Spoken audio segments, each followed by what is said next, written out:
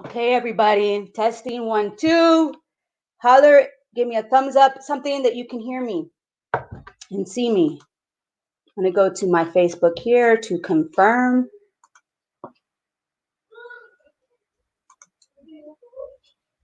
It's okay. I like the background action. All right, what's up, everybody? It's your girl, Monique Flores. We're back another Friday, another quarantine, everybody. I'm still doing the Mo Show. I'm happy you guys are rocking with me. I got the White Claws on deck and the Homegirls. And introduce the first homegirl. The homegirl, Karina, she had some issues with her pet or something. I don't know, but she couldn't. So, but I still got the OG homegirl, my wife in comedy, my benefactor at times. I'm her counselor at moments. Please give it up for my homegirl, Tanya Estrada, everybody. Yay! Round of applause. She was in the green room. How's it going, friend? I haven't seen you, in 2 months now? Girl, 2 months. I haven't seen your pretty face. It's just been like this, like the Jetsons. We're living Jetsons life right now. Here's George Jetson. That's how you know the White Claw's already clicking in. I said Jetson. Jetson. His boy Elroy. Jane, his wife. How did it go? Yeah. Wow, we just did the whole Jetsons intro, huh? What was the maid's name? Rosie the robot. Rosie the robot. Rosie the robot. She was always all chismosa, huh? She was all in it. She was like a chismosa robot. She was always in it. What maid isn't? You know what I'm saying? That would, the writer probably had a maid named Rosa. Homage to Rosa, but I can't put it in a cartoon. We're gonna name her Rosie. Yeah, because Rosa wasn't allowed in the 80s. You had to use Rosie. Martha Rodarte, that's my comadre. She said, "What about the dog?" Astro was the dog, right? Astro. What a great question. That was a great question. Yeah. What was the boss's name? There's some trivia. Ooh. What was your favorite go-to cartoon now that we're talking about that? Mine was She-Ra, and then followed by Gem and the Holograms. That was the 7 to 8 o'clock hour in the morning time. Remember? Before you would go to school, it was like 7 a.m. She-Ra, and then it was like 7:30 a.m. Gem and the Holograms. That was on Channel 13. See, I did way too much ecstasy to have a memory like that of my youth.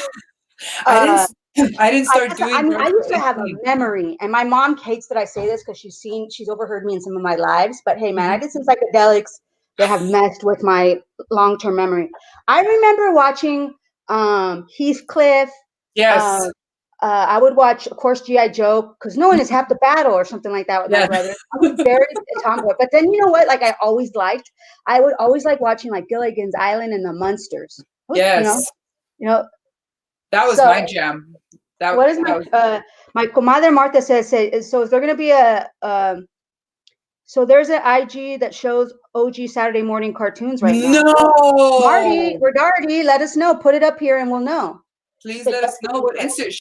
Girl, let me know. I got my phone right here. Please, what is that Instagram? I love the ambiguous cat that was on roller skates all the time. There was always these gay little anecdotes they put in cartoons, right? Bert and Ernie, or that guy. What else did I watch? I never had cable growing up, not because necessarily we couldn't afford it. I mean, sometimes I'm assuming we couldn't, but I liked the Schoolhouse Rock. That's how I learned the preamble. Schoolhouse Rock. Those are all good ones. My Aunt Grace is saying, "What about Ultraman?" Oh, Aunt Gracie. I don't even know what that is. I'm 37, so I like that my older cousins. I'm not, and I say older just because they're older than me by a few years. They always try to group me in their 40 and above, and sometimes I don't get the references. So I'm still 1982. I watched the Rugrats. I don't like that the 90s babies claim Rugrats because because the Rugrats came out when I was in 4th grade. Okay, you guys were barely being born by your teenage mom. Rugrats is my shit. You know what I mean? I hate that they claim that shit. And Doug. See, when I got older, my mom had a boyfriend that had cable, and we'd go over there every other weekend. So every other weekend I would watch Doug. I would watch anything on Nickelodeon. Remember, you can't do that on television? Yes, but see, you got the good cartoons, girl. I only got the stuff that was on the box. My parents couldn't afford cable. After my parents left LA, and moved to La Puente, it's like we went straight from rich to broke. It was just like, so we had nothing like that. Well, did they go from renting to owning? They went from owning to renting. Oh shit! I'm just bringing up all kinds of shit. Okay. Yeah, that's bad. That's when you moving go from on. owning to renting. Yeah, that's bad. Hey, it's okay. Did you watch Rainbow Bright? Rainbow Bright. Oh my god, I love that one. Anything and My Little Pony. That was hell yeah, My Little Pony. My Little Pony. Hold on, watch. Hold on. Let me show you. Hell yeah. Do you have one of those new My Little Ponies, or do you have an OG My Little Pony? Oh no, it's one of those bootleg ones. True. Did you know that there's like some subculture, Tanya, that like of nerds that like get off on those little My Little Ponies, and they have conventions about them? Yes. Oh, they do? Look what I got right here. Look at that, friend. My all-time favorite is that Pee-wee though you got in the back. Can you share that for the class? Can you share that with the class? Yes. Let me go grab that real quick. Oh, Punky Brewster. Yes, and Grace. I love Punky Brewster because she was a tomboy and she had a bandana, so she kind of looked like a break dancer. My mom, I used to make her part my hair. I used to say, do Punky Brewsters. Maybe the world is blind. There's my guy. What are you doing, Pee-wee? Nothing. Pee-wee's Big Adventure was always something me and my brothers watched all the time. Oh. In fact, I just Googled how to stream it. It's not on any of the usual platforms. You do have to pay for Pee-wee's Big Adventure. It's only like $4, and definitely it's going to be on my to-do list. But that, I love that. I love that. I love your Pee-wee Herman doll. You have like two of them, right? You selling the one in the back that's in the box? I do. I have this one that I got specifically to have outside that I can touch. That was already an outside one. And then I got one that is in the box that I've never opened, and it will stay there like that. Like if this place went down in an earthquake or like a fire, I'm grabbing that and I'm running. Like I'm running with these two down the street. I'm gonna save these. You know, you can't get these anymore. Can you? I mean, not that I'm trying to say anything about your near future, but can you will one of those to me?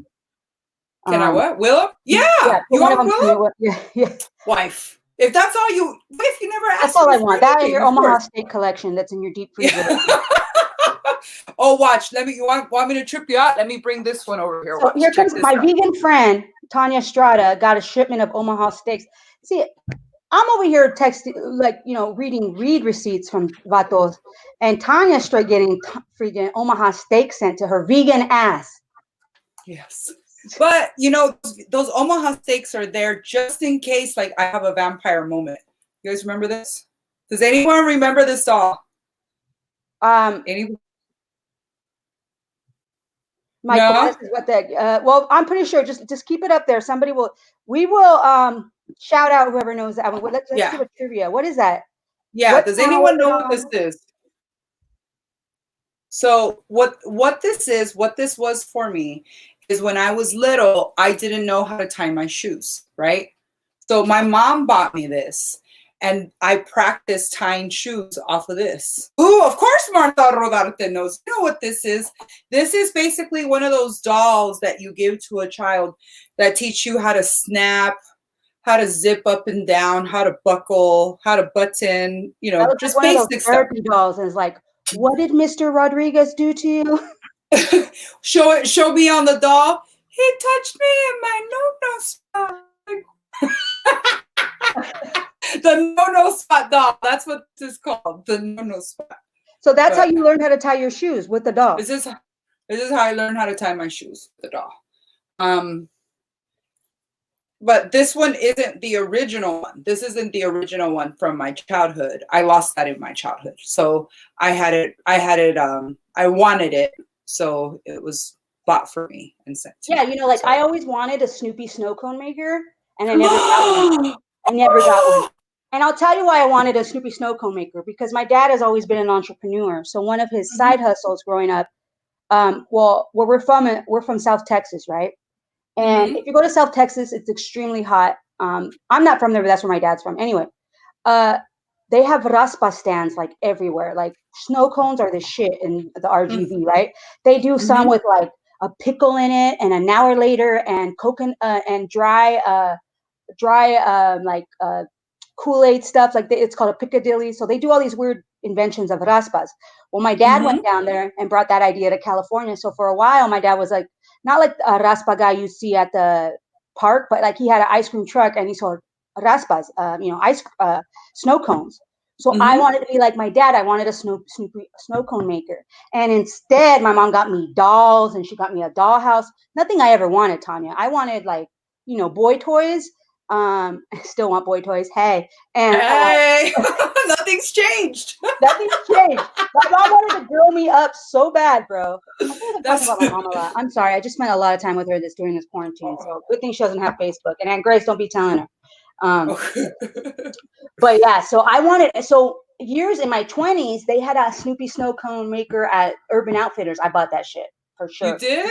Yes, I had to, but I don't know where it's at now. My nomad ass lost it in one of my moves. What was the toy that you always wanted that you never got? The one toy that I always wanted that I never got, I think, was Operation. Operation was the toy that I always wanted that I never got. And then I got it. No, I did get it. And then the first day, my brother lost the tweezers or something like that. The main part you needed. Now the main part of so it's like I never even had it. It's like I didn't even have it. So it was just that. Let me think about what else. What other toy did I want? I wanted a mousetrap because the commercial looked so cool. Oh, I know. Hungry Hippo. I always wanted a freaking Hungry Hippo. Remember that? Because the commercials made everything look so lit, like you had to have it, right? Yep, like you had to have it. That and Candyland. Candyland was another one that I wanted, and I never got. It's like my parents didn't buy toys like from Toys R Us. They bought toys from like downtown LA and from like the alley, like it wasn't Barbie. It was always like something else. Hey like, girl, at least they bought you a toy. Somewhere there's a Thea watching this saying, hey girl, at least they bought you a toy. Oh, I had but I know, girl, live in being a, what the hell? Where was her Hungry Hippo, Tanya's parents? Her life could have maybe been different. You never know. Well, let me explain it. Let me explain it a little bit clearer. When I was a baby, I had everything. My parents got me everything. Things I didn't even ask for.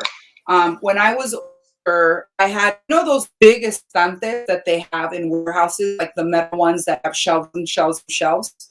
I believe we had 2 of them, and they were all full of Barbie dolls and She-Ra dolls and Gemini. Like all the dolls that I wanted were there, right? And then my sister was born. And my sister and I just didn't, I hated her. She was always freaking crying. Every time my parents came around, like, to me, she would cry and then they would run to her. So that was all my life, right? So one day, stole your thunder. My sister always tried to steal my thunder. So you know what? One day I was just minding my business, right? Playing with my dolls, right? I played with my dolls, put them back up. One day I came out and my sister somehow got all the dolls down, and she had broken them out of the boxes, and she pen marked all over their faces. All of them. Everything. So you don't everything was destroyed. It's been hard. It's been 40 years now.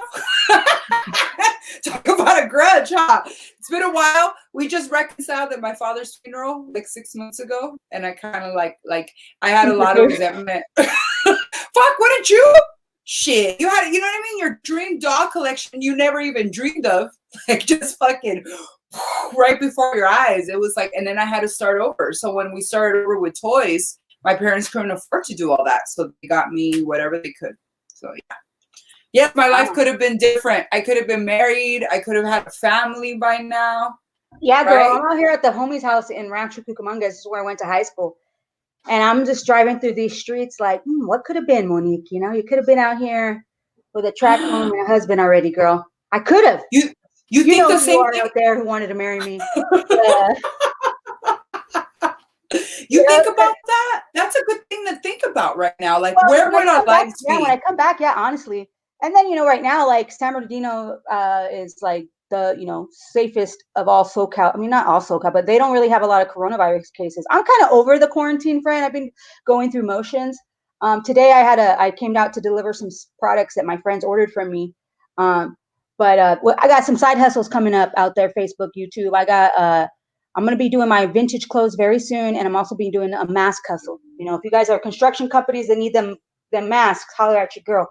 But anyway, yeah, I think about that sometimes, friend, because this is my high school / college location, and you know, I moved out to LA on my own when in my right after college, and so you know, because even in high school I would always go to LA. And shout out to DJ Irene and Richard Humpty Vision today for doing that Oh, back. Did you see that?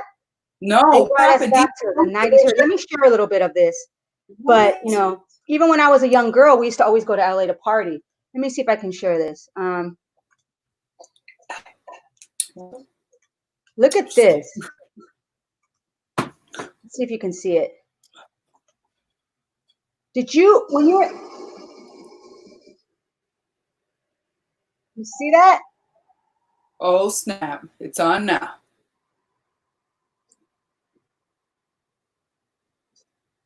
Let me see if I can fast forward it a little bit. Anyway, did you ever do like were you like a rocker girl? Did you do party crews? What did you do in the 90s in high school? I was a rocker punk chick. Like I was into shock rock and goth. I was very dark. I liked going to shock rock, you know, rock bands that would cut their skin open. We're there, you know, like that was our thing. Rock Shout and out roll, to Will, crazy shit. rock and roll, like dark rock and roll. Like, yeah. So shout out to Will-O-Wisp. That was like so long ago. Anybody remembers that? But, you know, that's when I discovered Marilyn Manson and all that kind of stuff. And in La Puente, because I was born here in LA, but we moved to La Puente when I was 12. And they had a lot of backyard gigs. They had a lot of punk rock, you know, punk rockers that would get together tonight. Like a Friday night tonight would be lit in La Puente and El Monte. Like you'd have like 5 different shows going, 3 to 4 to 5 bands at each show. Like it would always be jumping off on Friday and Saturday. See, I never Sometimes even it knew would about only that be scene, one gig. friend. That I was was a all crazy about the scene. all-age party, DJ Irene, Richard Humpty Vision, DJ Henry, calling the hotline to find a party that was underground. I never even went Yeah. to a high school party. I was always in this subculture that was party crews and warehouse parties, things like that. House You music. know, I never got to do that life. Now, when you were young, Monique, you got to like bone out in a car and go wherever, like go away and like I guess cross over LA lines. I didn't get to do that till like I think after 18. I think it took me. So I was never one to like call a number and go to a warehouse party. I didn't know any of that scene. Those were all the ravers with the cross colored pants, right? Yeah, well, I wasn't necessarily a raver. What it was is my mom, she was very trustworthy with me. So like as basically she said, I'm not gonna be a mom that's gonna like, you know, mijita, you have to stay and you know, do all this. My mom was very I guess progressive. So she was just like, as long as you get good grades, you could do whatever you want. So I'm here actually at the pad of one of my homegirls since high school. She was older than us like by 1 year, so with that logic we thought we would tell my mom that she had a license and that she knew how to drive a stick shift so we can go to Club Carnival. So my mom had a little commuter car that was like a red VW Rabbit. We had my brother Mario, shout out to my brother Mario if you're watching, teach Julie how to drive stick shift in like half an hour so we can go home, get ready, and go to the club from Rancho Cucamonga to downtown LA in my mom's stick shift. All the way from over there to over there. Oh my God, girl. Dude, That was it's like, the craziest story. One of the craziest stories are like the car broke down. We had to just park it on the street. These boys, I don't know who you are, where you are in the world, but they were at the Club Carnival too. They saw that we were having problems. No. A homeless lady went and found help, came back with these boys that were like, oh, you guys don't know how to drive a stick shift? You're crazy. You drove from Rancho Cucamonga.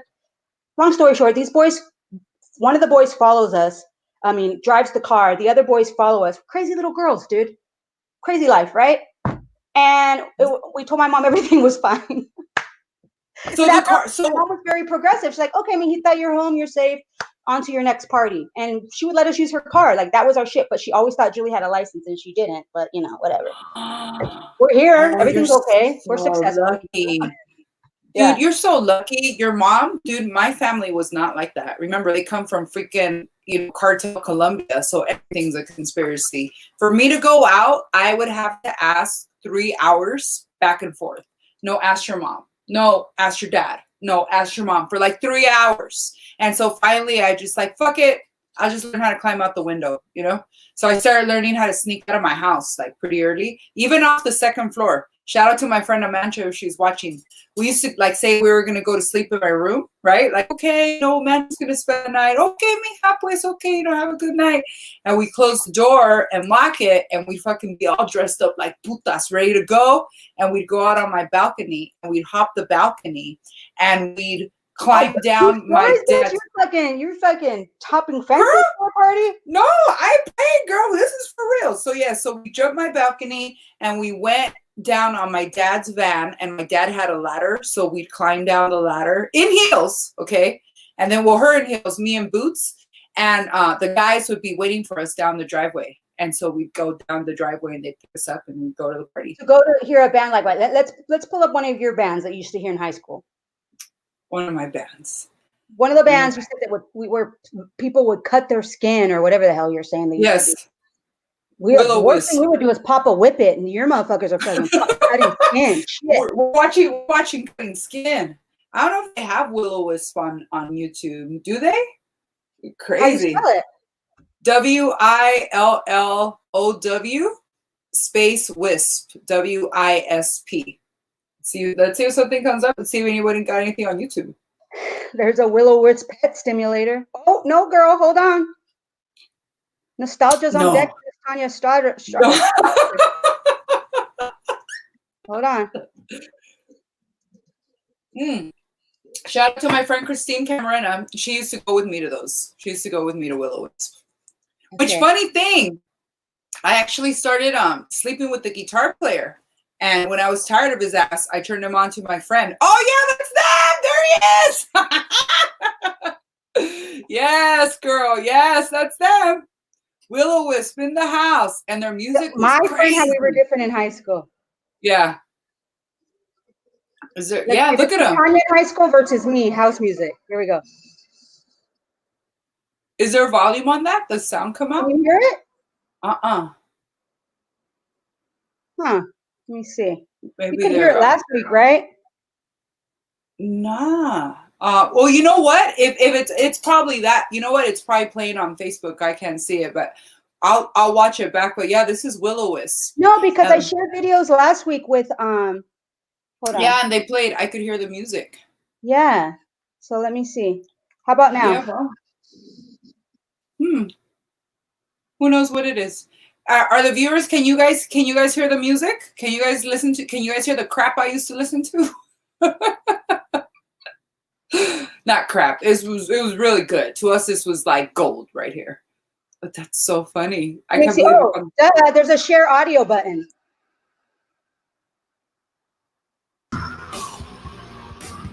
You hear it now? Oh yeah, now you hear it. Okay, so this is Tanya in high school. Tanya, give us a little high school dance. There's no high school dance to this. So that was Tanya Estrada in high school. Yeah. And then this was Monique in high school. Look at the name of the song, God Has Abandoned Us. That's what I was listening to. And then this was Monique in high school. This is Monique. Totally crushing on Richard Humpty Vision. He dropped the Humpty though. Hit the share audio on that. Okay, hold on.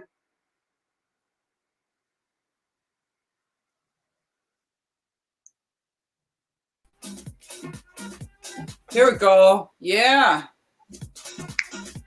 Hey, and I had a crush on him too. I think every girl kind of did. And then you met him. I met him later in my adulthood. But this was my shit, Tanya.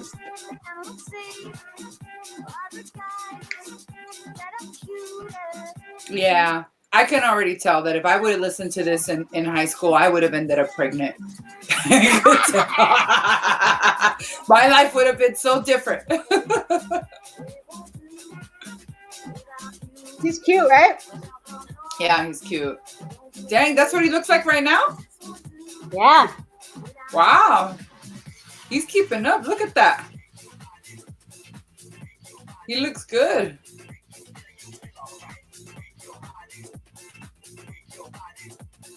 That's what I've always wondered about DJs. Like, they're playing the music, right? It's the volume. What are they doing with those knobs? Like, are they, And how do they know what all those knobs mean? Like, for real, buddy? Like, you know what each of those knobs do? Knobs what are you doing? Treble bass. Like, just leave it at one level, Like, but no, Yeah. I don't know what they're phasing in or phasing out. And, like, when Dr. Dre's making a track on a documentary, you don't see him like, Yeah. Yeah, these guys are like all the time. I guess, I don't know, it adds to the, I don't know. To the magic and the showmanship that they're a DJ, right? And that they're not doing it off of just a Mac laptop, which most DJs do that now. But I guess not that I know a lot about it, but from what I know, like, like, because, and Narciso, like, he teases me about this because, like, I'm a house head, right? Like, I love house music since I was 15 years old. I really like, I'm from the time where the DJs had, I'm not even that much like into this, but the DJs used to have records and they had headphones and they had a count. And when I see a DJ, a girl DJ or a guy DJ with just their Mac, amiga, no headphones, and they're just waiting to match up the beats and press mix, and I'm just like, and people are like, you're killing it. I'm just like, bro, what? It's just like, I don't know. I just have a problem with it. And if I get drunk, I get really fixated on it and I don't let it go because I'm a Virgo. And like my birthday show, after my birthday show, we went to this party in this bar in Boyle Heights, and there was a DJ doing that. And I was just getting so irritated. I don't know why I was letting it bug me, but Narciso was like, girl, let it go. I was like, and he was letting every track practically play to the end and then put another one in, I don't know. He wasn't a DJ. He had a playlist. He's just like... Right. He was just, oh shit, press mix right now. And after these shows, I've been going live on my Instagram playing jams. I really should up my mixing skills, but I'm still having fun. I won't do one tonight because I'm at a friend's house and I want to drink with them later. But they've been a lot of fun, and picking tracks and seeing what's going to get people hype. That is kind of nerve wracking though, making sure the party of the flow of the party goes. Yes, and then, but also too, what I've noticed, like when you're on your live, like sometimes they shut you down when you have like a good mix going, like good music going, and I think I figured out what that is, because I've seen it happen on other lives. Hey, Luz is in the house. Luz Cordero, girl. Luz, what's up, girl? So that's Nora, girl, love you. Shout out to China Cafe, Grand Central Market. We miss you. Hey, look, Luz, look, because I haven't eaten Chinese food. Look what happened. Finally, me bajó la panza. No Grand Central Market food. Who would have thought it only took 2 months for me to lose all that weight I gained while working at La Cita? Yes. Yes. But shout out to Nora. Sober as well, right, amiga? Sober as well. I have, today is 89 days. So tomorrow is my 90 days. Girl, come get your chip. Come get my chip. I got 90 days no alcohol, and then today I have 11 days no weed. That was... Oh, you're not doing weed anymore either. Oh, friend, I didn't tell you. Surprise. Share with the class. I finally quit weed after I don't even know how many years I've been smoking. And I don't just smoke, like I wake up and smoke. Like I haven't opened my eyes and I'm smoking. And I pretty much smoke unless I'm out of the house going to a job. I'm usually always smoking. I'm smoking at night, smoking all day. And I just decided that, and not to be like, just, I feel that with everything I've been through in life, remember, I've been to jail, I've been through addiction, I fucking lost a husband, like all of this stuff, everything I've been through, I feel that where I'm at in life, I'm so happy with everything where I'm at, that I want to just take this moment to experience everything with a clear head. I just want to see what it feels like, because I've never had the feeling of just being happy without it being party favors. Without party favors. So I'm just trying something new. Okay, girl, be organic with your journey. I ain't mad at you. You and your sound bath. Tanya's like, I gotta go, amiga. I'm doing a sound bath, or I'm doing a stone. I'm like, okay, bitch. All of a sudden, you're a sorcerer. You got stones. Like, okay. I am. Shout out to Arlene and Eastside Love and everybody over there. We Are Sacred Light. Follow them on Instagram. We Are Sacred Light. They're my sound bath station over there. My little angel Arlene. Shout out to any of your homegirls. We all got those hippie Yeah, homegirls. yeah, we do. She's Sound dope. baths, ayahuasca, fucking baby tear, essential oil, whatever you girls are doing. Whatever you're into. Hair of a swan, fucking tea bags. I don't know what you bitches are doing, but whatever you need to do, we ain't mad at you. And so Tanya, Lou says you look great. She hopes to see us soon. We do too, girl. I miss our talks on the patio. She'd come over, she'd get her little Bud Lights, and we talk on the patio like some comadres. I miss La Cita. I miss all of that. I kind of was this last weekend. I think was the mark of like me, like being like those white people that are down at Huntington Beach right now, like fuck it, like revolt type shit. I know like there's so many opinions on that, but I mean it's just human nature, So I miss it. I miss going to La Cita, sitting with you at the bar, and going to the patio. I miss fucking going to Grand Central, even fucking going to the freaking 99-cent store, bro. I miss that. The 99-cent store. Oh, horrible. Like the 99-cent. One of our favorite 99-cent stores in the Valley just burned down. And like it wasn't a 99-cent store. Like you can get real stuff in there. Like you can get an air fryer in there for $10. Like it was like a legit. Like everything fell off the truck, went to this store. Yes, everything fell off the truck. And I just had heard from Ernie C that the week before he had went to the dollar store and that everything in there, like there was full like of stuff in the aisles. And I imagine because people weren't buying anything or going in there. And it just mysteriously went up in flames. Shout out to the insurance company taking care of that claim right there. Oh, my homie OG Eddie. I miss you too, Eddie. I miss Eddie you Sandoval. Too. You've met him a couple of times. He's the homie. He's the Ticketmaster homie. I hate to say that, but that's how everybody knows him. You've met him. He's joined us at La Cita. Eddie and I were on the same. I'm loving these DJ live streams because there was also a live stream on Sunday for an OG old school club called Baja Sundays, and this was another club, amiga, that you would call on Sunday to find out the location so you can go. And they were always at like legit venues, but you just didn't know what venue was going to host it. Sometimes it was Peppers, aka Camacho's. Sometimes it was a bar in Long Beach. Sometimes it was Margarita Jones.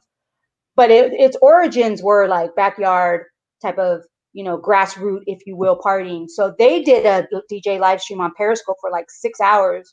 I set up a Zoom party with all the old school homegirls, and we white clawed it, we weeded it. Oh, that's cool.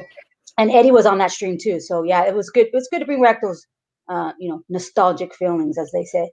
I want to ask you about those parties. So when you would go to these parties, everybody goes to these things to hook up, right? Like they're not just there for the music, or are they there for the music? I mean, in the house scene, a lot of it is, yes, you're there for the music and to dance. It depends, I mean, of course, if it depends. Like some of my clubbing days were definitely let's go get the cuties. But some of my other clubbing days were to dance to the music. And if you hooked up with somebody or met somebody, that was something that happened. It wasn't necessarily your goal. But Baja Sundays, you definitely went to fucking mac on a guy or, get his number. And the party was at McMurphy's. So, that for sure. It was definitely a mission. Yeah. You went with your girl. What happened? I swear. I said I missed out on that. I would have ended up pregnant. I know I would have. I didn't start having sex till I think I was 16, but I was with my boyfriend. I had been with him since I was 13. So I never got into the having sex like thing with, like, everybody else was having sex by the time I had sex, but I wasn't. I mean, 16 is still pretty young. I thought you were gonna say like 19, 20. Girl, not in La Puente. You had sex before me. I wasn't 18 till I had sex. Full disclosure. Girl, in La Puente, they were sucking dick at 12. I was like, they were what? Hey, uncles don't count though. Uncles don't count. This is Dick You Want It Back. That's just practice. This is Dick You Want It Keeping Back. it in the family. Yeah, making sure that they go out into the world prepared. That's And what I mean by hooking up, amiga, is getting numbers and maybe flirting a little bit. Not for me and my crew, at least. We weren't trying to take fools down that same night. It was all about the flirting, all about getting boys' numbers. Here's my pager. Here's my voicemail. Those type of things. Pagers. Oh my God. Yeah. That is So so weird you said that right now, because a few nights ago you just reminded me I dreamed about my purple pager. I had the most cutest purple pager. Who's watching right now that remembers my purple pager? If Amanda is on here, she'll remember my purple pager. And something was, dude, do you remember when people used to steal pagers? Do yes, you remember that? I'll let you tell your story, but I had my purple pager stolen from me and recovered in the same way. Yes. Oh, okay. Let me tell you my purple pager story. So my friend Amancha was throwing a baby shower, and there was a girl by the name of Josie Lopez that everybody remembers. She was like a chola chick, right? And we all went to the market for some stuff, and we came back, and my pager had fallen in the car. I was looking for my pager everywhere. I could not find it. Was it Turns a JJ out, Papers, or where'd you get it? oh God, I don't know. Someplace in La Puente. God, what was the name of that pager company? Telcom or something com. Like the Something Boost Mobile of pagers. Yeah, it was a Boost Mobile pagers. So everyone knew I was looking for my pager, right? And someone had told me that Josie Lopez had stolen my pager. So Fuck you, Lopez, you fucking scanta. well, so this is what happened. So she was warned that she needed to give me my pager back or else. And so I walked up the steps to school. She was waiting right there to give me my pager. Everybody was watching. And I walk up, she hands me my pager, and I just right in her fucking face. That was my friend for like 6 And years. it had like a culture in it, like, you know, like a sample. Like, was it a good loogie? It had all my hate in it right there. It had all my hate for Brujeria all at its finest. everything. I spit it like damnation on her forever, and I don't think she's ever gotten that curse off of her. But let bygones be bygones. Like, this was 20 something years ago. It's a long time ago, and I hope that she's doing good. I know that she hasn't done good in life. But maybe you shouldn't be stealing people's shit that are supposed to be your friends. So that'll teach you a lesson. That's a life lesson. You should have learned the minute fucking Tanya's loogie was in your fucking face. Your fucking Wet n Wild eyeliner, bitch. Like, what the hell?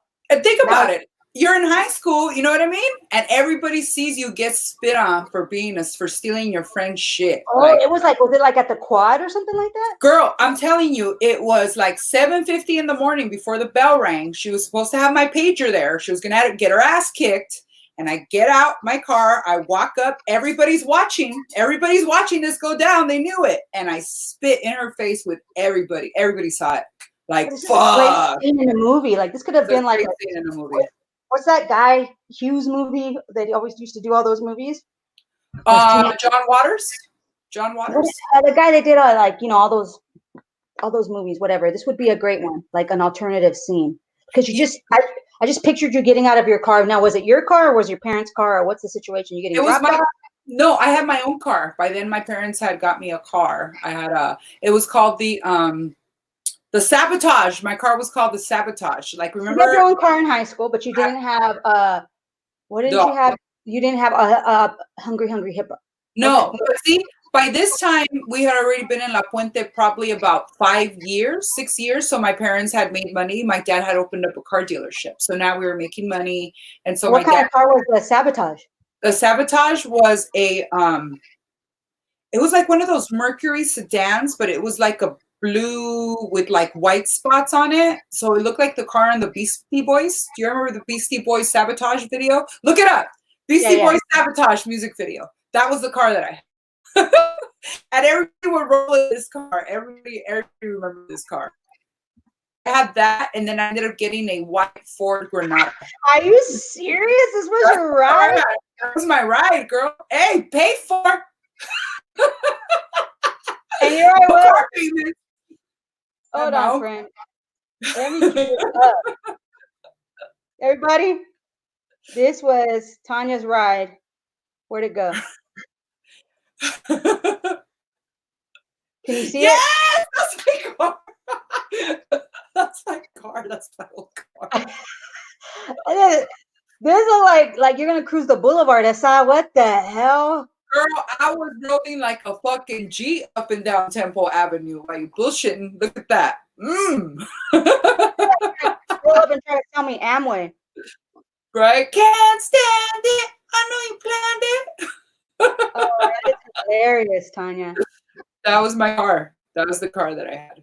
Now, funny that you bring up old high school memories.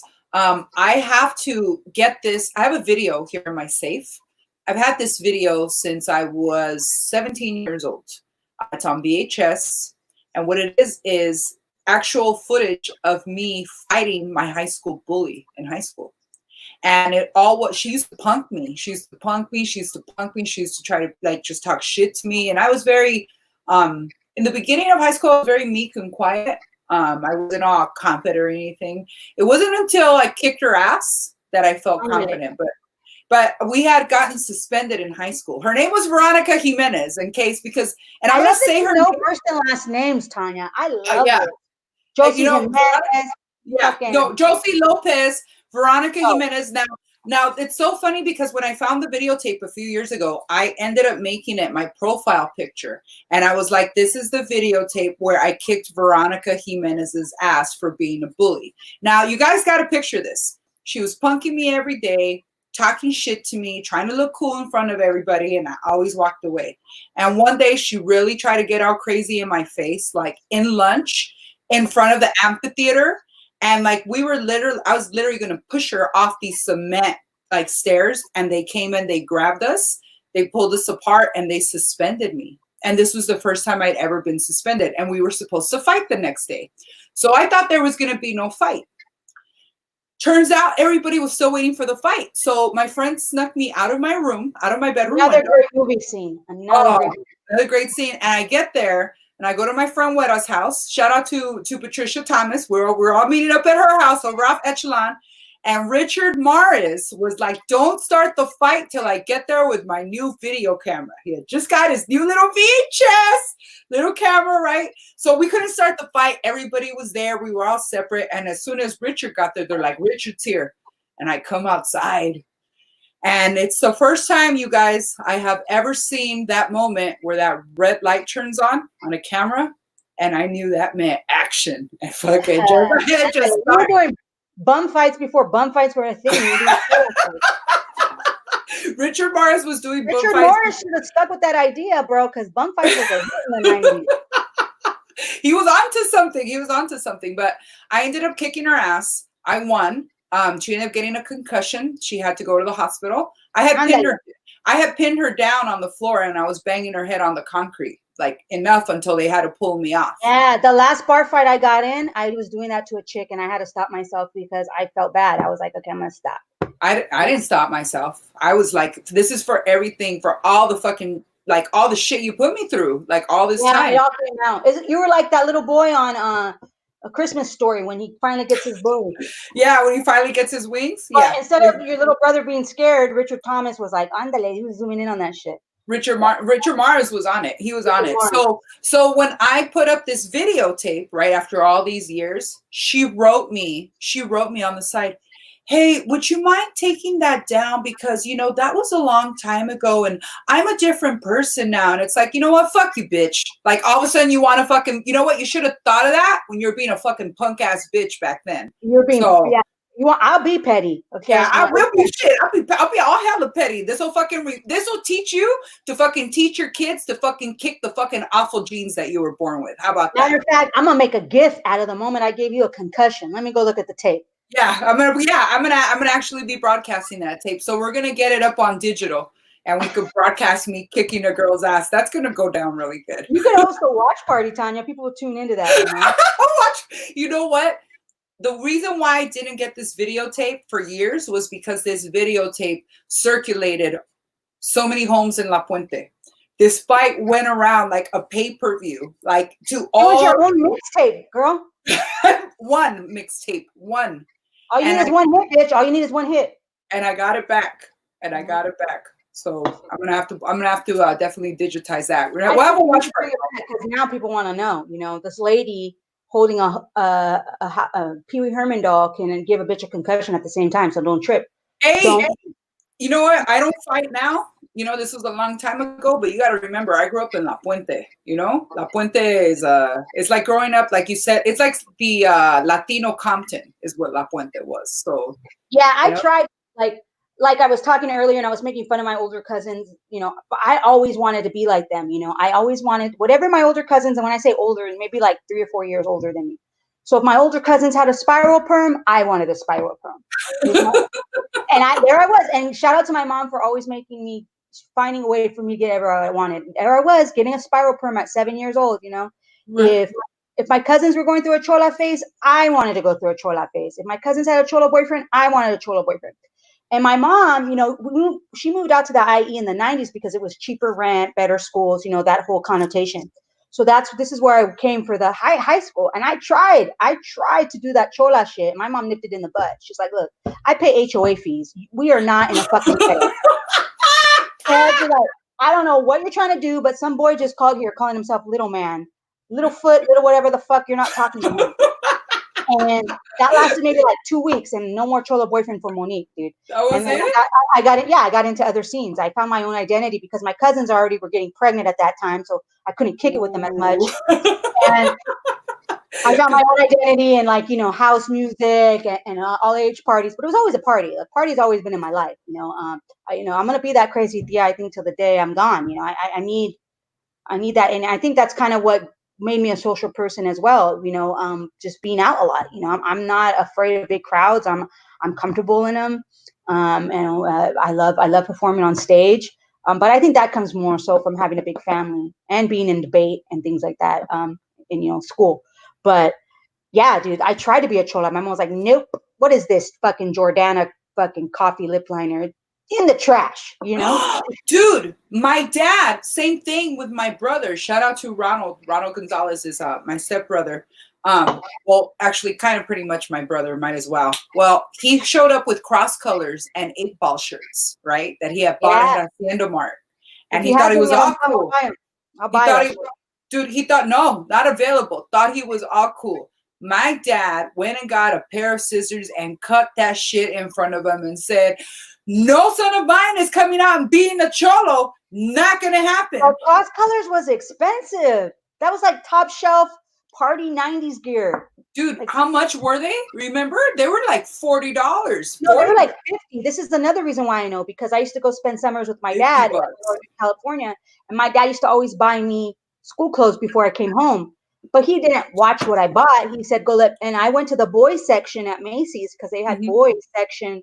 They had cross colors in the boys section. So here I come back to Rosemead. I used to live in Rosemead at the time with cross colored pants. And my mom, she only let me wear the shirts because the pants were too baggy and they look like boy stuff. But she didn't get, back then girls dressed like that. Yeah, I bet you look cute, huh? With the chain and everything. I want to look like TLC, man. I got your friend.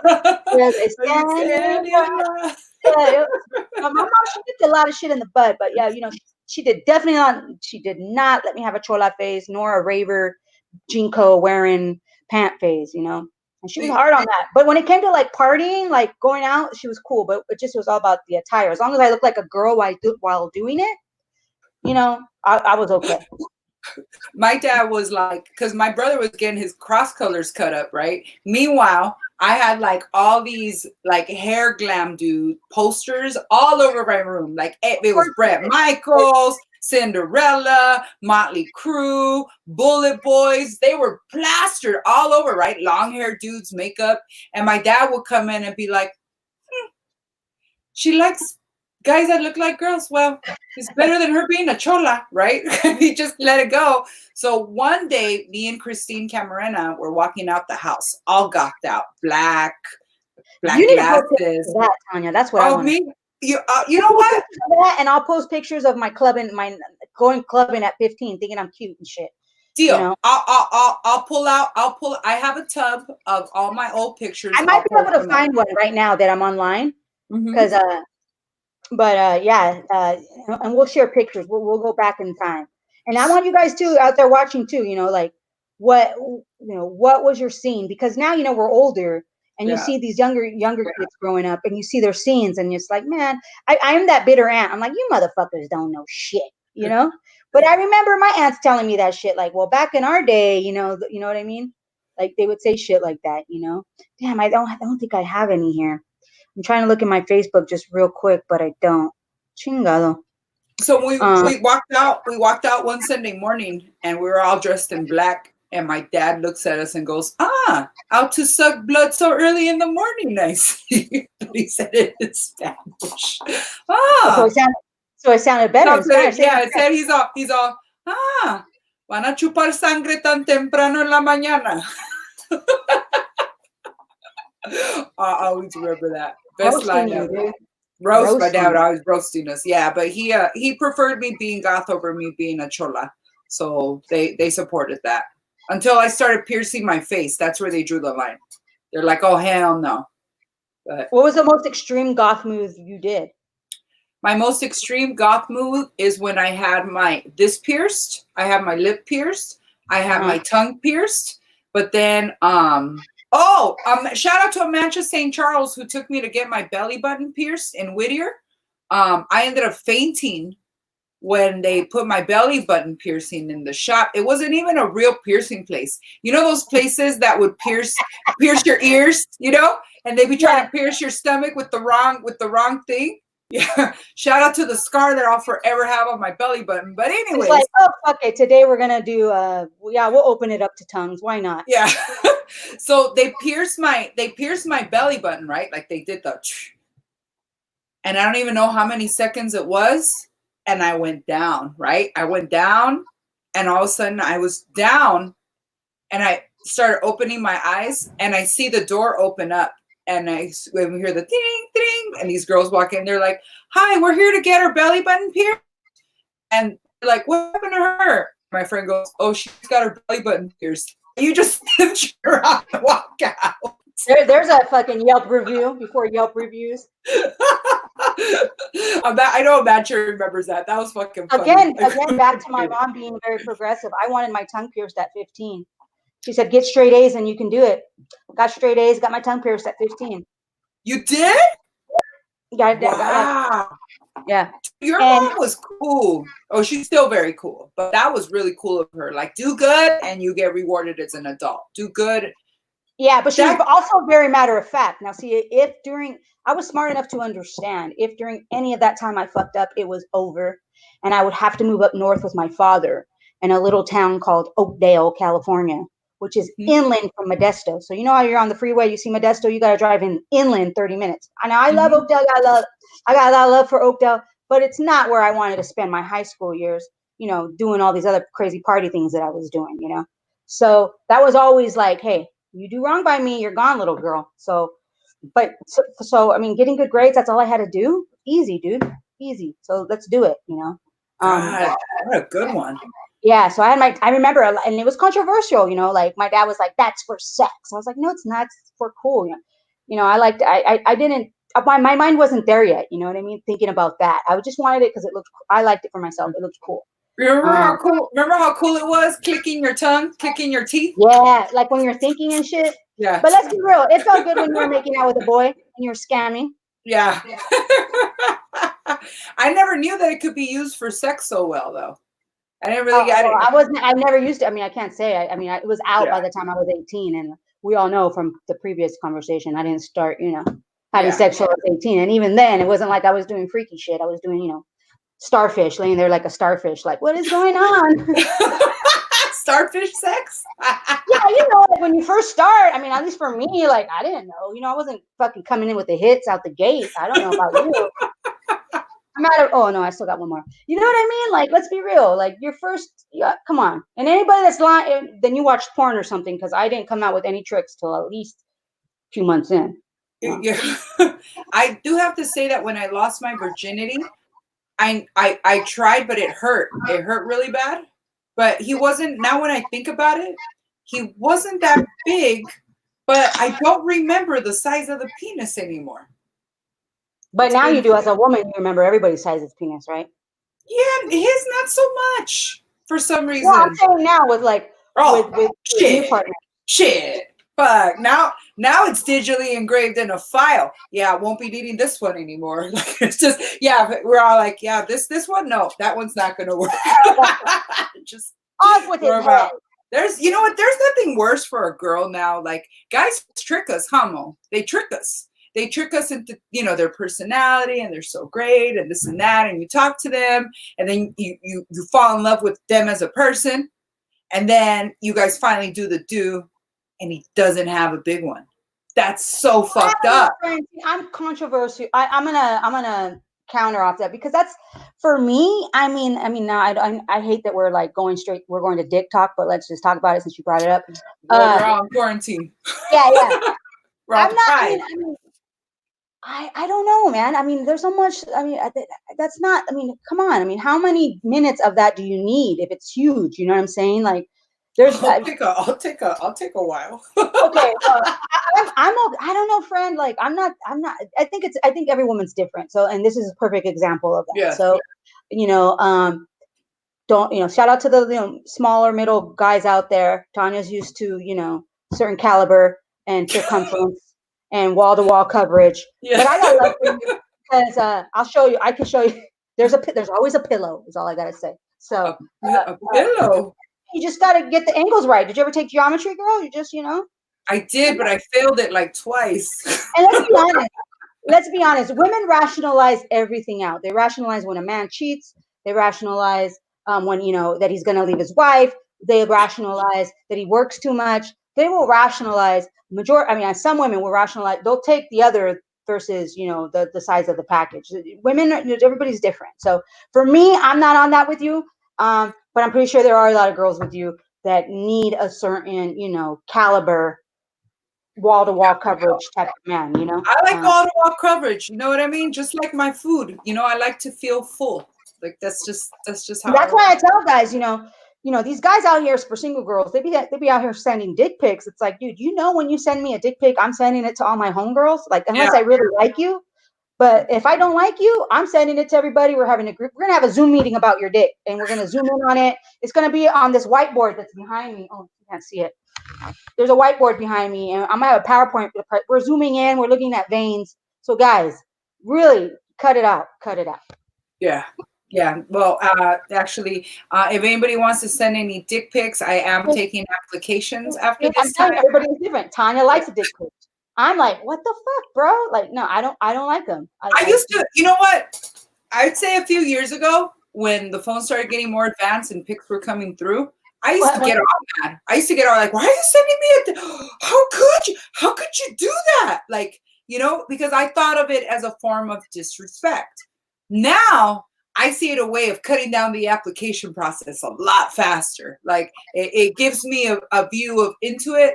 But even then, sometimes, mostly all the time, I still don't go for it. Like, even if they send me a dick pic, it's like I've already lost the illusion. And it's like, I'm just not into them. And I'm a Virgo, or maybe it's just me. I'm just so in my head that, like, I'm not that it's disrespect, but I'm just like, really, bro? Like, I didn't even ask for that. Now, if I ask for it, that's a totally different thing. But if I'm like, like that time that guy FaceTimed me naked, like the second time he ever called me. One time I remember, I was there. Yeah, we were at Bruce's, right? Remember that? Yeah. And he was fine, hot, whatever you want to call it, body, cute, white, which isn't usually my taste, but it was all there. I was like, bro, like, and he knew, because he called me before, and I was like, hey, sweetie, I was trying to be cute and shit. I was like, I'm at a gig. I'll call you later. And he's like, oh, I'll FaceTime you real quick. I just need to see you. And I'm like, oh shit, he just needs to see me. No, this motherfucker's naked. I'm like, okay, now no, this is no.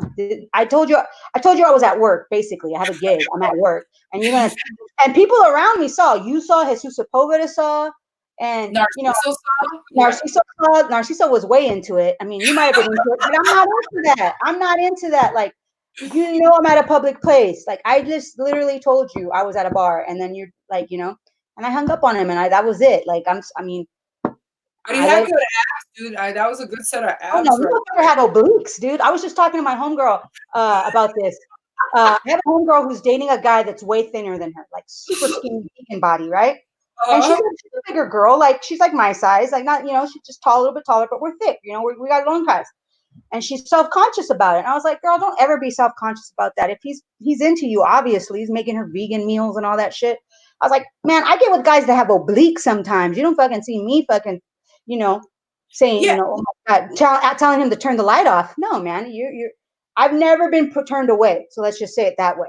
Girls, so embrace your long cause. That's all I got to say. If the motherfucker has that V right there and obliques and you don't, who cares? Embrace it. He's not going to turn you away. He's thankful to be in the presence of what you have with no clothes on. Trust me. Trust me. So do not turn the lights off. Leave that shit on and have some fun. Dang. All right. No, I'm gonna get off my soapbox. But I'm just saying, like, don't be ashamed of the long cause, man. Embrace them. But the thing is, Monique, you don't long cause, girl. You always pull obliques. You pull obliques. You pull abs. The dudes always look like they step out of CNR clothing. Like their teeth are perfect. They have all their teeth. No bullet wounds. You know what I mean? Clear skin. Like how you pull beautiful men? I always pick the ugly ones with the good personality. But no, this is it. I mean, God, this is what it is. You pull beautiful men too. You just have your fucking receptors down because something in your wiring isn't even looking at them. Like I used to never look at white boys. Never, ever, ever look at white boys because I just wasn't attracted to them, right? Mm-hmm. And my friend, she used to tell me that white boy's looking at you, that white boy's looking at me. And I'd be like, no, I wouldn't think that a white boy was looking at me because I wasn't looking at them. But now, like in my 30s, particularly that with that last guy, I'm more open to white boys. I was flirting with a white boy today on FaceTime, my cousin's coworker. And I was even telling my mom about it. I was like, I was flirting with a white boy today. Now, this is something I would never do, but my receptors are now open because, I'm down with some white boys now. What's up? I'll holler at a fucking Kyle. He can buy me some White Claws and I can go meet his mom, Sue, and make them some fucking rice and rock their world. You know what I mean? So, I'm more open to it now. So what I'm saying is like, you got your blinders on to where you're not even looking at pretty boys. Look at pretty boys, man. I don't look at them. Just try it. And yes, well, I would, but I'm kind of in love right now. So been being treated really nice lately. So as a matter of fact, I'm not accepting any dick pics right now.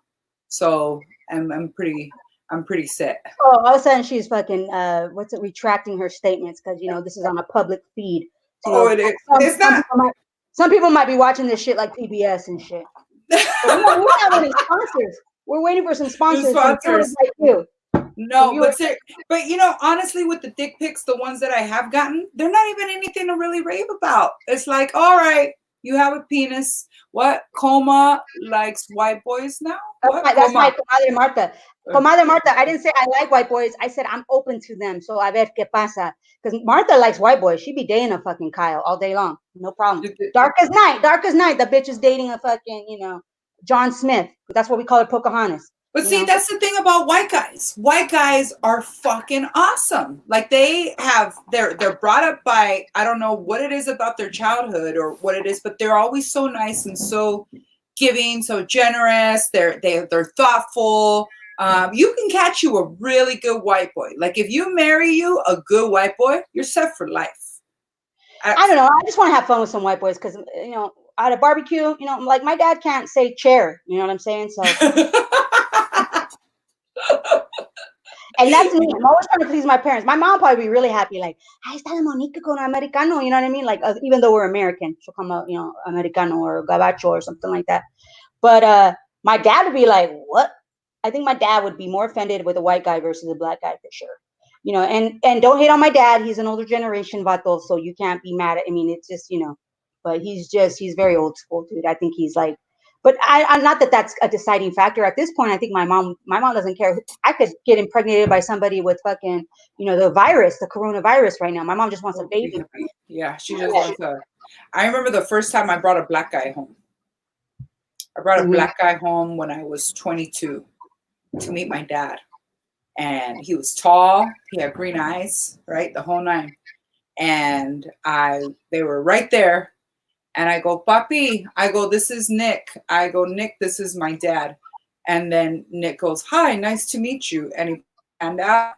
And my dad looked at his hand and he looked at him and he turned around and walked away. I was all, well, that didn't work out. My dad would definitely shake hands, but kind of be like, Mija, what are you doing? Yeah. My dad, no, he don't. My dad, I can see kind of like how I'm like my dad. In a sense where you're just kind of not like that, of course. I love black guys. But my dad we know. Yeah, but my dad being a black guy doesn't like black guys. At least he had a, That's funny. he had a, because he could have came in with like a strong black name and threw your dad for a loop, like Colagio or something like that. You know what I Something mean? that no, it was Nick. Nick, yeah. Nick London. Nick London, if he's ever out there. Shout out. Shout out to Nick I London. love that you remember last names. I don't remember anybody's last I'm name. telling you, girl, I didn't start doing drugs till like way later. So I I think don't know my we're gonna blame it mind. all on drugs, but no. It is. It's on. I think it's on drug. It's on drugs because I have heard that your maturity level stops as soon as you start doing drugs when you're growing up, and then if you have a chance, What like if so, you do drugs in basically, your adulthood? You're already mature. if you start doing drugs in your adulthood, you have a better chance of letting everything develop. So it's better. But Yeah. the problem when you become a drug addict when you're an adult is that you never really get out of it because it's like this new way of life. You've seen it.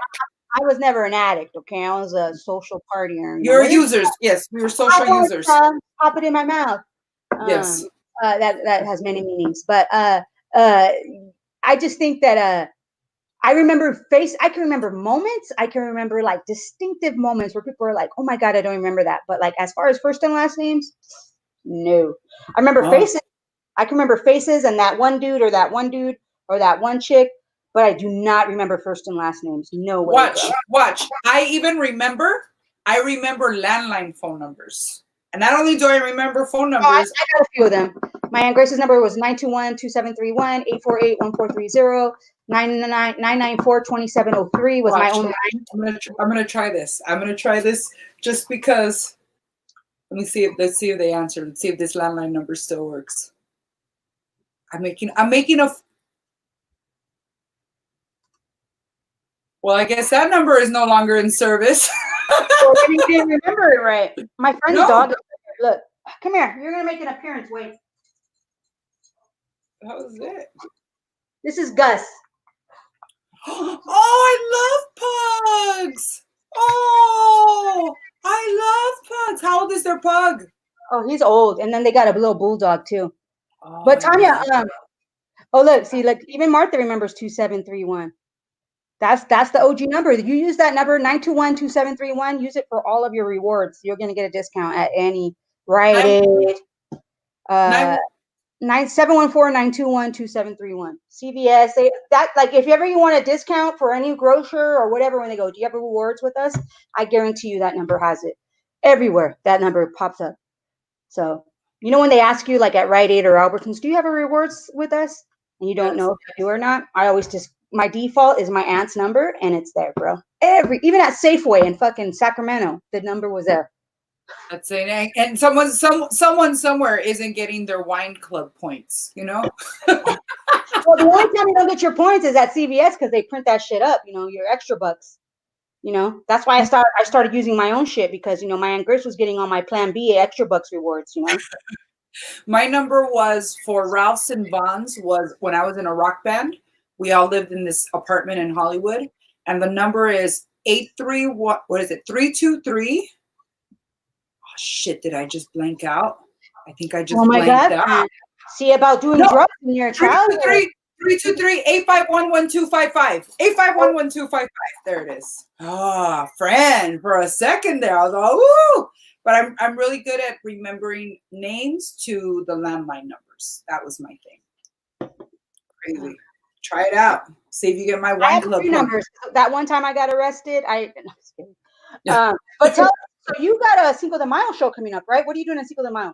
On Cinco de Mayo at 8 p.m., we're going to have Mega Man on from the Mega Man podcast. When he first started his podcast, I was actually his first guest on his podcast.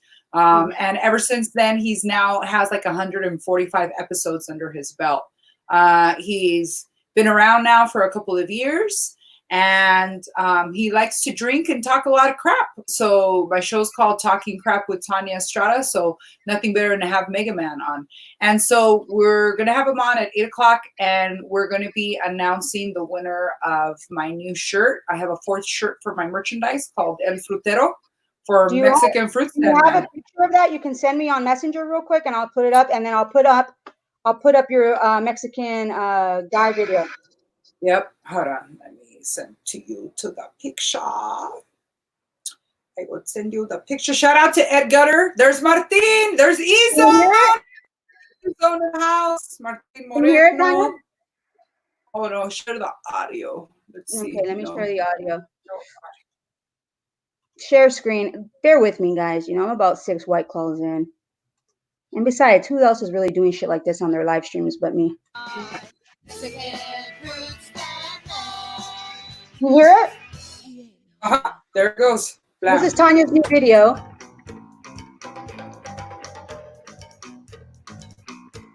Tell us a little bit about this video, Tanya.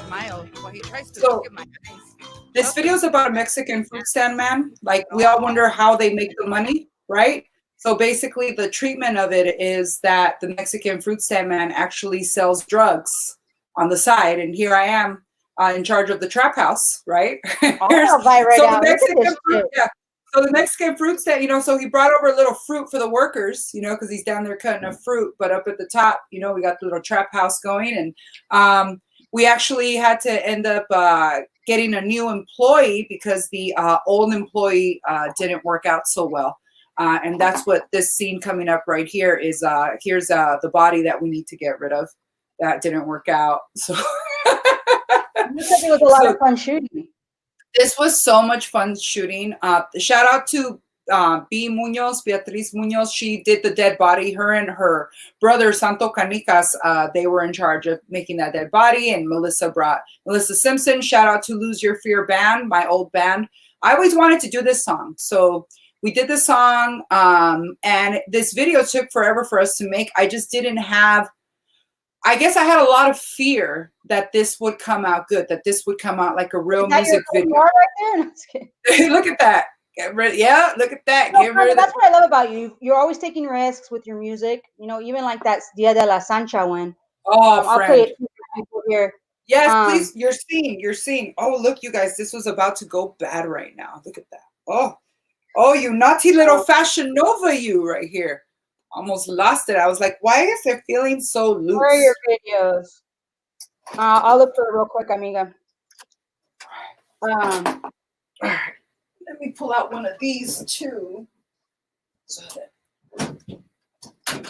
this one, you guys, we all did for Tanya. We all helped her out. Narciso, Jerry. It's about being a Sancha. See. Yeah. Oh shit, Mo. Look what I just found. Can you hear the music on this one? Yep, I can hear it. There's the jam. So Tanya had this idea about being, February 15th being a Sancha Day. And we all helped her. We all helped her come, and she had a vision. We all helped her. We all added to it, tweaked it, whatever. And here we go. That's my alley.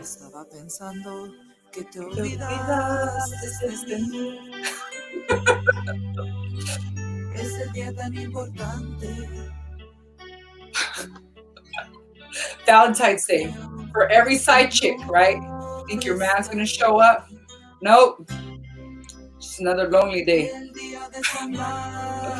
That's me at the bum. Look at that. Even bums have love on St. Valentine's Day. So I tell Tanya, I go, wouldn't it be cool, like, if one of the scenes, like, even the bums have a Valentine on the day of Valentine's Day, and you gotta wait till the next day because you're a Sancha.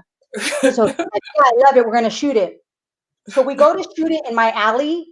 And in my alley is a real life homeless person. There's never homeless in my alley. We were like, what the hell? What are the odds of this, bro? So here we are. It's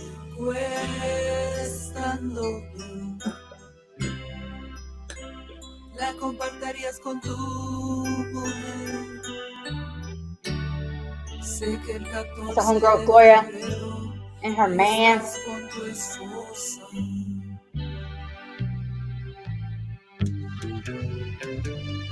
Venme a ver el 15 de febrero, gastarías menos dinero. Venme a ver.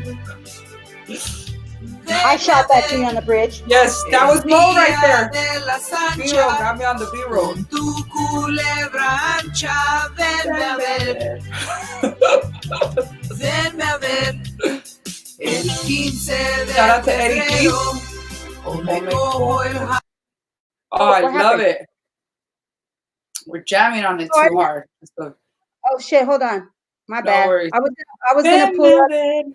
I was gonna put our Instagram skit that we did with the other people. Oh yeah, shout out to Gloria and to Eric for coming down on the weekend and being here and for being part of the video and for helping out with the video. Thank you, you guys. Thank you for being So part where of can it. they find you? Because these white claws are hitting. I have to pee. I'm gonna wrap this up. Where can they Oh, find sure. you coming next week? All right, you can find me at Tanya Estrada 334 on Instagram. That's I'll put it right TANIA. here. Estrada. Straight. Straighta 334. Add me on Facebook. My Facebook's open, so you guys can pretty much just go on there. Actually, I think we do better streaming on YouTube. So if you guys just go to YouTube, Tanya Estrada 334. Everything's basically Tanya Estrada 334 because there's like this Tanya Estrada in Mexico who does weather.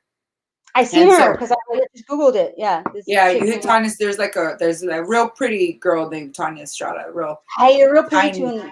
No, but she's like skinny pretty, like super, like, you know what I mean? Like what is it? Like 2 million views because she puts herself up in bikinis pretty. Like that's her. That's that. Well, aren't you in a bikini right now? Yeah, this is just recent, you know? Let me get my followers up. It's gonna take a minute. This is brand new, girl. This just happened. I said I'm faded. I just don't have the bladder that I used to. Yeah. That's another thing. I have a weak bladder, and I've never even had any kids. What's up with that, God? Kegels. Gotta do them Kegels, girl. Do them Kegels. Oh, look what I found though. Look what I found. I was looking for something in the look what I got, friend. Put it closer to the camera, amiga. Here's the infamous videotape. Check it Friend, out. we need to digitalize that shit and have a watch party. The infamous videotape that went all through La Puente of me kicking Veronica I think Jimenez's the homie ass. George just barely chimed in. He's like commenting. Oh, George, Pee Wee Herman. Yes. Pee Wee Herman. So follow you on Cinco de Mayo. You're gonna have some stuff. Oh, shout out to the Mega Man podcast too, because I think they barely started following you, and they showed me a lot of love on the Instagram. Oh, good. And, yeah. I'm gonna be trying to bring you the show as much as I can. You guys, thank you guys for continuing to tune in. It's just a way for me to stay in contact with y'all since we aren't doing any stand-up gigs right now, in person. And I wanted a platform to bring on the homegirls. Yeah. And or the homeboys, and us just to kind of shoot the shit. I really don't have a structure. It's just kind of just us being us, because we can't see each other, and we're letting you guys in on our conversation. Oh, anything you want to say, Tanya? I have 2 announcements. Tomorrow at 1 p.m., go on to Instagram. We Are Sacred Light. That is my sound bath angel Arlene's Instagram. She runs We Are Sacred Light in Los Feliz. Unfortunately, it's been closed and she can't do sound baths anymore because of the whole quarantine thing. But she has been so nice to do the sound baths on Instagram Live. So be sure to turn on. What is her Instagram? It's We Are Sacred Light. WEARE Sacred Light. We are. Oh shit! Hold on. Sacred Light. Yep. Light or light? Light. LIGHT. That's one. We Are Sacred Light. So at 1 o'clock tomorrow, she's going to be holding a crystal grid class that's going to show you how to arrange your crystals for their maximum efficiency during your sound bath. Sorcery on. Yes, get your sorcery on, and then, not sorcery, get your manifestation on, girl. Come see what the secret's all about. And then at about 1:30, she's going to start her crystal sale. And you guys, so the way she does is that she's going to show a crystal or a stone that she has. And you have to be on it. It's like freaking Mervin's at 5 in the morning. Like you have to put the name of the crystal she just said, the price. Like a Kylie Jenner brush drop or lip liner drop. You got to be there. You got to be there. Jordan drop okay. Yeah, or they're sold out. So you have to put the name of the crystal, the price, and you have to write sold. So that way you got it. So that's going to be tomorrow at 1. And then Sunday at 1, I'm going to be with my clothing sponsor, One Love, One Tribe Apparel. Can you put that one? Add One Love, One Tribe Apparel. So One Love, One Tribe Apparel is owned by, fabulous Bobby. You guys, Bobby Fisher's amazing. So she started this clothing company where the clothes are made out of recycled water bottles. And she has these masks that she has that are actually reversible.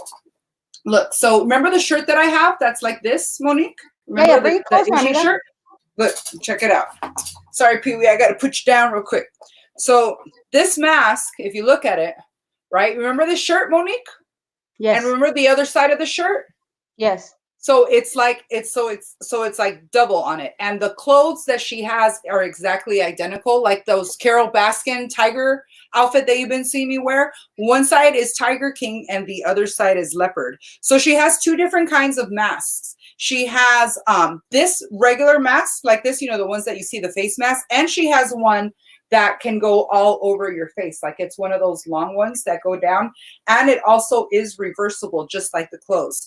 This material is 95% recycled water bottles, and it's mate out of recycled water bottles, and the material and the material is 95% sunproof. No, 95% face shield, like against the sun. And she's going to be having a sale at 1:00 on Sunday, and we're trying to raise money for Ghana. So there's a pastor by the name of Sam out in Ghana, and she sent like 3,000 of these masks to the town because they're all so poor. They don't have any water, they don't have any electricity, and ever since this pandemic started, you've been hearing about all the animals that are starting to come out of the wilderness. They have black mambas, they have scorpions, they have all this stuff, and they have to walk like 1.5 miles to get water, and they have babies, and they need help. If you're in Ghana, chances are we're doing better than you, so anything helps. We're trying anything helps. So we're trying to raise money. So we're gonna be selling clothing online. We're gonna be doing a sale, and that money is gonna be going to Ghana. So please come online to these sales. We are Sacred Light at 1:00. It's gonna be run by Arlene, and then Sunday at 1 p.m. One Love One Tribe Apparel on Instagram, both on Instagram. So we'll see you there. The comments, I tagged them. You can always follow us. Cool. Tanya, thank you so much for joining me, amiga. Thank you, I love you. Love you. Hang soon. You'll give me one of your crystals. Yes, and girl. Everybody out there, we had a great time. And thank you. See you next week. Thank you, everybody. Bye.